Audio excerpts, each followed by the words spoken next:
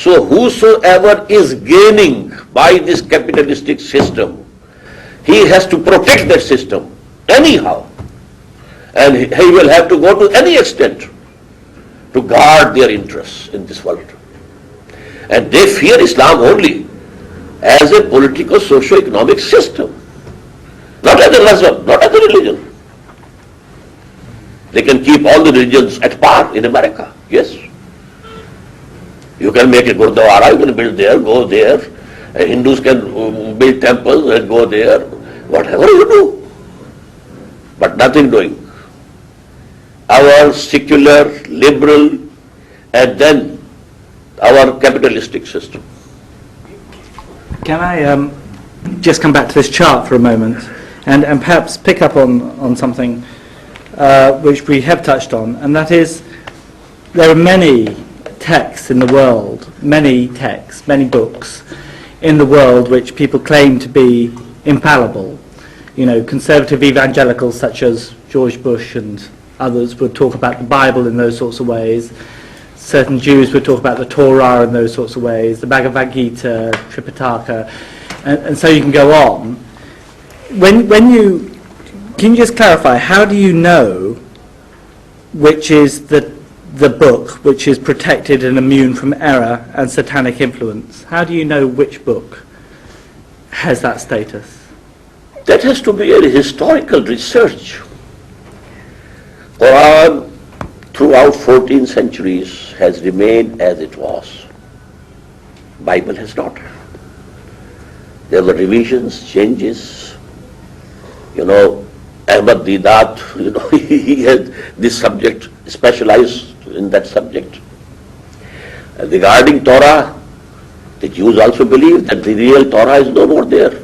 It was destroyed or buried in the tunnels under that Temple of Solomon in the year 587, when Nebuchadnezzar had invaded and demolished that temple. So I can say this thing about my Torah and Injil only. Regarding the scriptures of the Indians, they are not sure who are the authors of the Upanishads, who were the authors of the Vedas. They are prehistoric type of things. But Quran, you know, is in the light of history, full light of history.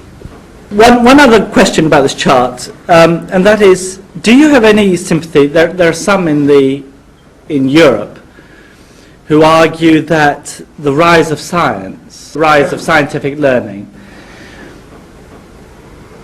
needed to emerge from a theistic and religious framework, because of course it's the assumption of faith that the world is ordered, which makes it possible for people to investigate it. So do you have any sense that actually you need religion to create the possibility of science? I think this hypothesis is historically wrong. You know, the days of the Muslims, the Abbasids, they had the background of Islam and science, mathematics, you know, all these things, medicine, they flourished. We got those things from Greek sources and from Indians, developed them, and we had the background of belief in God and religion. And we transferred it to Europe through the universities of Cordova and Granada and Toledo. But because, you know, the rule of Pope in those days in Europe, which had prohibited science and philosophy both, that had created an anti-religious sentiment among the masses. So when science started developing, it had that anti-religious color in it. That is the real cause. At superficial level, there seems to be a contradiction between science and religion. But I think what you were saying was that there is a continuity. The fundamental, foundational, philosophical assumption of science is that life in universe has an order. And this is a religious truth. So science built on that metaphysical idea and try to find out the nature of order in the universe. So all the developments in philosophy of science, particularly in physics, and I think Dr. Abdul Salam had this notion, and he was hammering it again and again, that whatever developments in modern physics are taking place, they are fundamentally derived from the notion of order that we inherited from religion. So that was probably, Yes, is that true? that's exactly right, yeah. So in that sense, there is no inherent contradiction between science and religion. But I want to go back to... But I never said Sure. there is contradiction. These are two things side by side. I never said there is contradiction. There's a difference between saying side by side and saying that Yes, say- it's built on that. There is a continuity. There is a qualitative linkage between the two. No, but only one truth, that there is order in this universe, doesn't go to make it religion. The belief in one God, creator, that is the basis of it. And he is the guider to the right path. That's why modern physics is going to the idea of trying to find a unified principle in the universe. Anyway, I want to go back to this whole, to the chart. That is the framework which is very lucidly articulated, and I really compliment you on that. My question is, you divide the human knowledge, what you call religious truth, into two categories: protected, which is immune from human error, that you describe as revelation, prophetic knowledge that we receive from the prophets. And the other is the knowledge that we gain from intuition, dreams, illuminations, and ESP.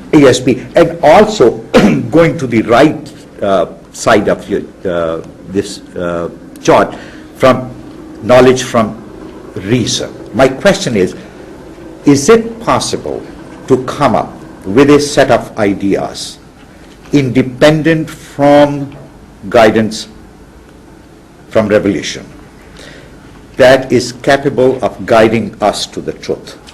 Is it possible to reach the truth by sheer human reason? One.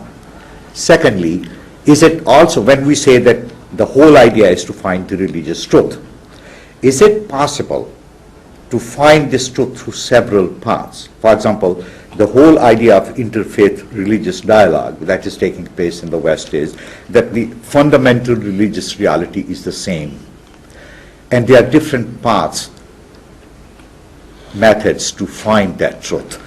I'm not saying that it will not be subject to error, but I just want you to entertain the possibility, just the possibility, Of that there are certain other ways to find the truth, independent of prophetic guidance. actually, to know God, there are so many ways and paths.